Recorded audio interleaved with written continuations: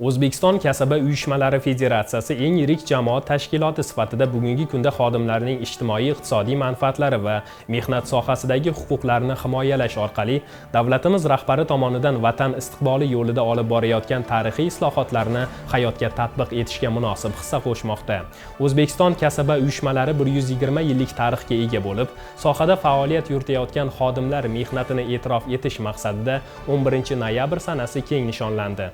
Bugungi kunda mamlakatimizda erkin va farovon hayot demokratik jamiyat qurish yo'lida olib borilayotgan izchil islohotlar va ularning amaliy natijalarini ta'minlashda kasaba uyushmalarining ham munosib hissasi borligini barchamiz e'tirof etamiz. Salkam 120 yillik tarixga ega O'zbekiston kasaba uyushmalari faoliyati davomida yuksalish va pasayish davrlari ham yuz bergan. Lekin bu tashkilot hech qachon o'z dolzarbligini yo'qotmagan. Ayniqsa so'nggi yillarda kasaba uyushmalari hayotida yangi rivojlanish bosqichi boshlandi desak aslo mubolag'a bo'lmaydi. Hozirgi vaqtda respublikamizda kasaba uyushmalari tizimida 34 mingdan ortiq boshlang'ich tashkilotlar samarali faoliyat ko'rsatib, soha bo'yicha 6700 dan ziyod xodim va 300 mingga yaqin faollar fidokorona xizmat qilmoqda. Kasaba uyushmalari a'zolarining mehnatga oid huquq va manfaatlarini ta'minlash, mehnat jamoalarida xodimlarni ijtimoiy-iqtisodiy qo'llab-quvvatlash maqsadida keyingi yillarda kasaba uyushmalari tizimida keng ko'lamli chora-tadbirlar amalga oshirilmoqda. Bu birgina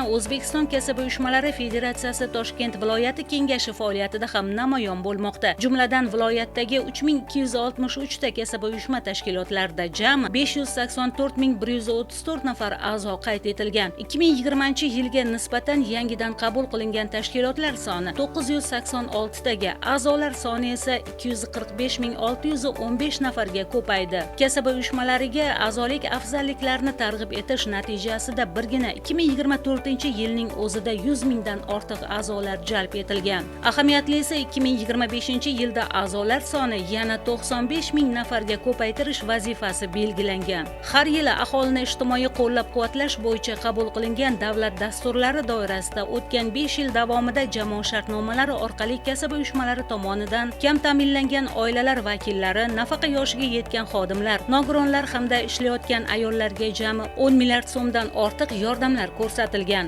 2020-2025 yillarda kambag'allikni qisqartirish va bandlik boshqarmasi va ularning joylaridagi bo'limlari bilan hamkorlikda 2000 ga yaqin mehnat yarmarkalari o'tkazilib, mavjud ish o'rinlariga 16653 nafar fuqaro ishga joylashtirilgan. Yangi O'zbekistonda inson qadri degan eng ulug' g'oya islohotlarning ustuvor yo'nalishi sifatida mustahkamlanganligi bugun jamiyat hayotida, ayniqsa mehnatkashlar manfaatlarini himoya qilishda yetakchi o'rinda tutuvchi kasaba uyushmalari faoliyatida yaqqol namoyon bo'lmoqda. Ma'lumki, kasaba uyushmalari tomonidan vatan ravnaqi va xalq farovonligi yo'lida fidokorona mehnat qilayotgan insonlarning mehnatlarini munosib e'tirof etish an'anaga aylangan. Shu munosabat bilan O'zbekiston kasaba uyushmalari federatsiyasi tomonidan O'zbekiston kasaba uyushmalarining 120 yilligi esdalik ko'krak nishonlari ta'sis etildi. Toshkent viloyatidan 120 nafar soha xodimlari mazkur ko'krak nishoni bilan taqdirlandi.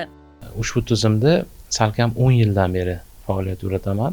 Bizning asosiy faoliyatimiz ishchi xodimlarni sanatoriylarga imtiyozli sog'lomlashtirish, imtiyozli yo'llanmalar bilan ta'minlab, ularni sifatli sog'lomlashtirish. 2021-yildan beri ayollar daftari shtabi mas'ul xodimi bo'lib faoliyat yuritaman. O'zbekiston kasaba uyushmalariga 120 yil to'lganligi munosabati bilan ko'krak nishoni bilan taqdirlandik. Men bundan juda ham xursandman. Kasaba uyushmalaridagi bo'layotgan faoliyat mehnatkash xalqni haq-huquqlarini himoya qilish, ularning sog'lig'iga e'tibor berish va shu kunda ham jamiyatda juda katta o'rin egallab kelmoqda. Taqdim etilgan ko'krak nishoni aynan shu kasaba uyushmasini 120 yiliga bag'ishlangandan juda g'ururlanaman. Bu mukofot nafaqat mening mehnatim, balki Sevarsoy sanatoriyasini barcha xodimlariga berilgan mukofot deb o'ylayman. Fursatdan foydalanib federatsiya kengashi, sanator kurortlar boshqarmasi hamda Toshkent viloyat kengashi rahbarlariga e'tibor uchun minnatdorchiligimni bildirmoqchiman.